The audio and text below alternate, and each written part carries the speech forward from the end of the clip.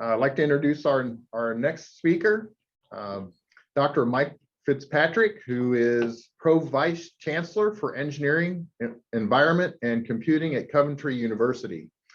He holds the Lloyd's Register Foundation Chair of Structural Integrity and Systems Performance. So his recent interests include the study of laser shock peening for life enhancement of aerospace and marine structures, and the development of novel structural concepts such as bonded crack retarders for improving airframe structural integrity.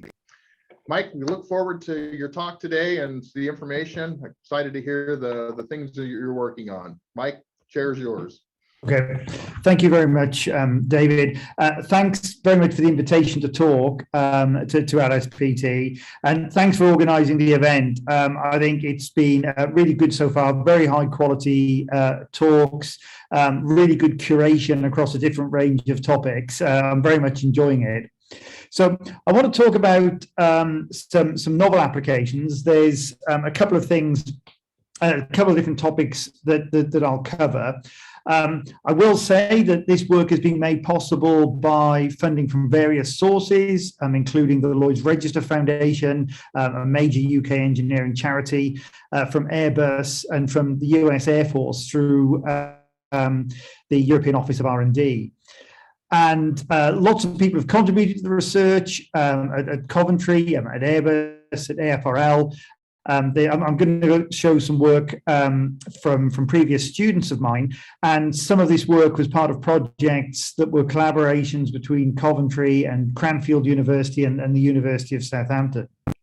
So I want to talk about LSP for fatigue crack retardation. And if you think about the overview of the history of LSP that we were given yesterday, most LSP applications have been for preventing the initiation of cracks.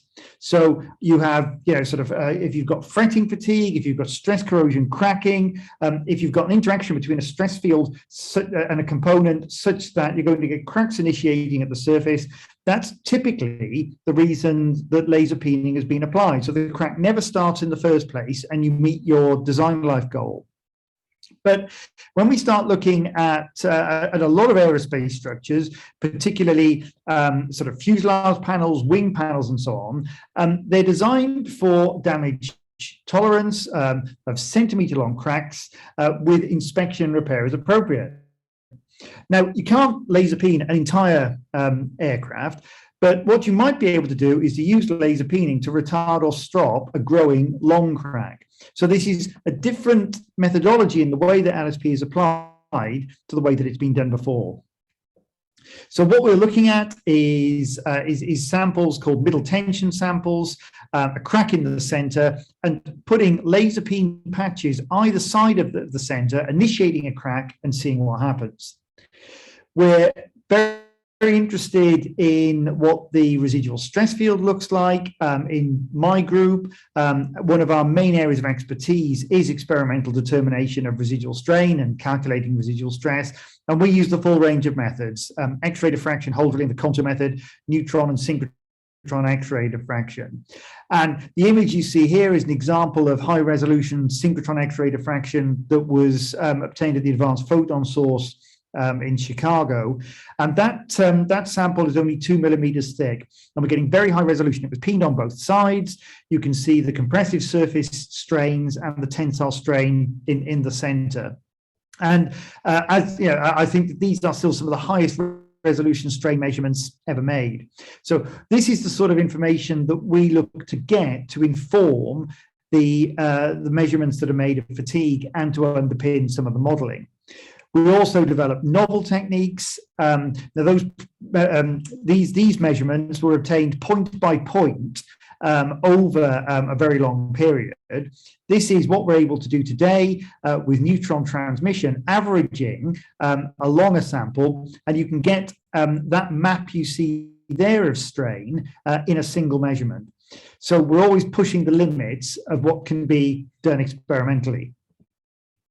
In this case, what we did is that we used synchrotron X-rays using the Bessie 2 synchrotron in Germany in order to look at getting a map of what was going on in the peened patches.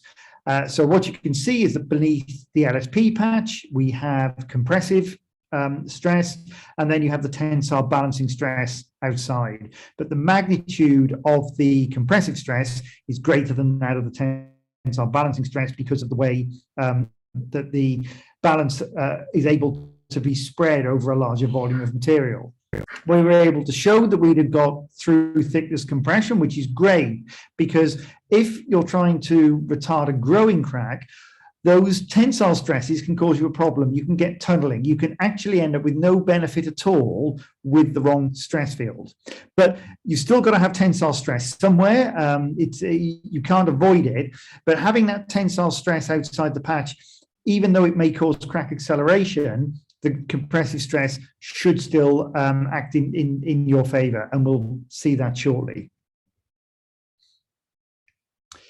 So these are the baseline measurements, and I'll go through them in more detail. So what you can see is that for this sample configuration with no peening, the lifetime under the load that was applied is between 40 and 50,000 cycles to failure. Different peen treatment, different patches, we were able to push that up to over 70,000 and up to 160,000 cycles. So the headline is, yeah, we can use patches to retard the cracks. And the reason that this happens is that the crack growth rate reduces.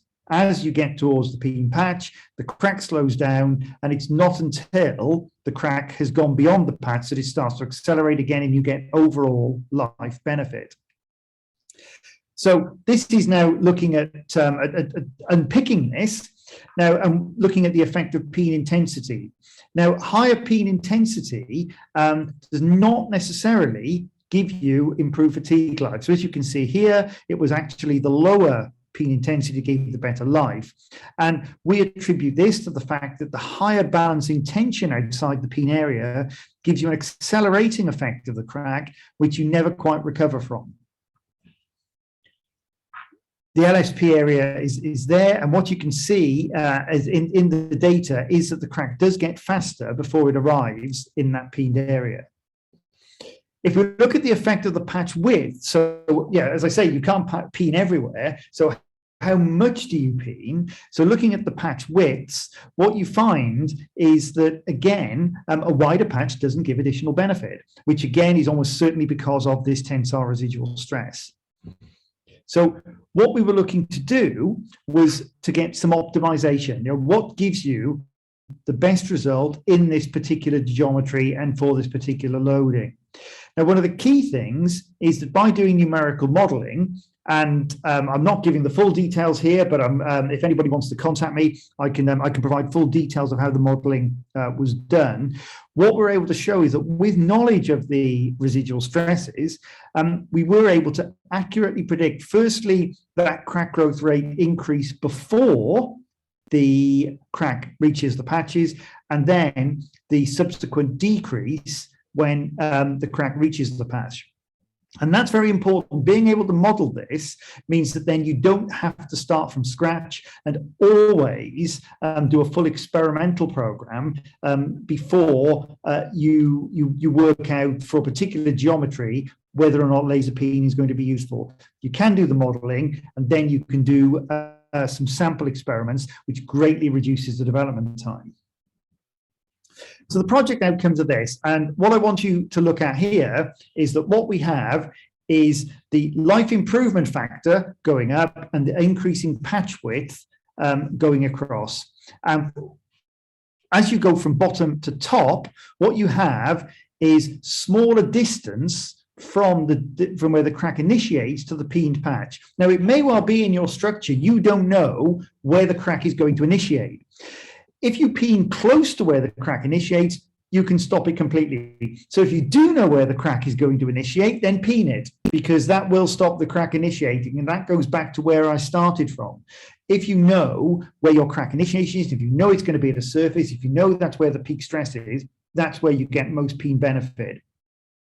But otherwise, actually putting in larger patches doesn't help. because what that then does is it means that you've got more balancing tensile stress, and by the time that the crack has grown to a sufficient length to interact with the patch, you already have a high stress intensity factor range and you don't get the benefit.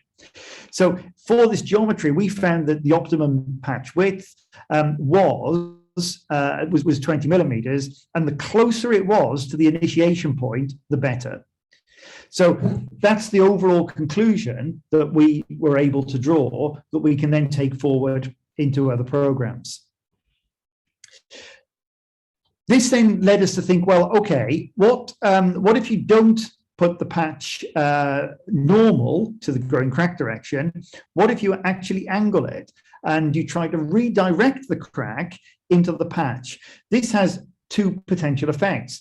Firstly, you get a longer path length of the crack in the patch for a given patch. So you can have less tensile balancing stress, but more path length through the patch itself. And also the opportunity of turning the crack away from the maximum stress direction, which will then give you some benefit. And these are the results. So we see that the crack trajectory does modify as approaches the LSP patch. So the top one has no patch, so you have a nice straight crack. And then with the different different patches, what you can see, and the patches aren't easily visible on this, but what you can see is deviation of the crack towards the peen patch, which then gives reduction in the fatigue crack growth rate. And in this case, we were getting better modification when the patch was actually placed further from the crack initiation points. That's different from what you get with a normal patch. You actually get more benefit from an angled patch. We were able to get fatigue crack growth life extension up to 5 times that of the base condition. And so we concluded that you can alter the trajectory and get more benefit with angled patches than with patches that are just normal to the fatigue, aligned, with the loading direction. So again, that's something that we'll be taking forward into further studies. One of the things that Domenico Fafari said yesterday was the removal of water from the laser peening process is really of quite high interest because it's in many situations you do not want to have water in your production environment. So alongside this work, we've also been looking at solid confinement media. This work is ongoing, and what we've been doing is we've been looking at 3D printing acrylic-based confinement media onto samples and then doing the laser peening. And the main issue that we find, even though you can get some benefit, which I'll show, is delamination, that the shock causes delamination, a delamination bubble, which spreads out, and subsequent shots do not then give you as much benefit. So best suited for low energy applications with minimal spot overlap, you can achieve patches, but you might then have to be reapplying the layer, which can be time consuming. We have been able to get residual stress results that are comparable to water confinement, but near surface tensile residual stress is a problem. Other possibilities include gel-based coatings, and they'll be part of the next phase of our study. 5 minutes. Sure. Just got another couple of slides, and that's really reflecting some future directions for where I think laser peening is going. And some of this is going to be around bespoke solutions for specific applications. And I had already pulled up the sort of the quote from LSPT's website about the Leopard facility, which is a big step forward in application of laser peening. A drive towards lower cost flexible systems. This is something that's of interest to Highleys, and working with a colleague at the Manufacturing Technology Centre, I've established a company called Bright Beams because he's come up with a novel integrated concept for low cost laser peening systems that could help it be adapted more widely in manufacturing. And then finally, we've got things like removal of water confinement, solid overlays, gel overlays, novel methods, which may not yet be undefined. And I think that that the use of femtosecond lasers is looking particularly interesting.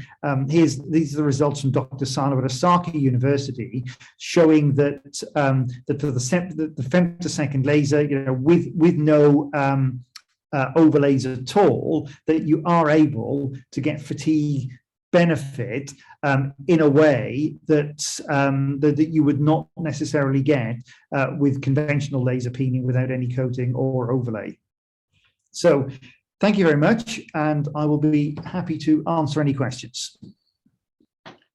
Great, thanks, Mike. Appreciate your presentation. We do have one question that has been provided to us. It says, the question is there a comparison in the through thickness residual stress state for the 3 gigawatt per centimeter squared and 4 gigawatt per centimeter squared treatments? That's the first part of the question. And I'll let you answer that, and then I'll ask you the other half. We do have the data, and we could provide that. Okay. The other part of that is, how does the internal residual stress state change as a function of the treatment size? Yeah, okay. So if you're only using a very small patch, then you can get a very non-biaxial stress. So as the patch gets larger, you sort of reach a steady state. Now that's a function of the spot size and the size of the patch. And the previous speaker talked about the work that was done between Cranfield and the Open University at the time on scratch damage. And what we found there was that an equivalent patch size that was built up of very small spots gave you a more biaxial stress field than if you built it up with a small number of large spots. So yeah, as the patch gets larger relative to the spot size, you get a more even stress field. Okay, great. We have maybe a minute or so. If there's another question, I think that was it. If not, we'll end this talk and proceed to the next. Thank you, David. Thank you, Mike. Appreciate your presentation and the work you're doing. I think all this modeling effort, hopefully it all begins to link together with a lot of the prediction with what Kana was talking about earlier today, and the work that you're doing. And I think these are all important aspects for helping to promote and pursue after the implementation of laser peening and shortening that implementation time. Thank you very much.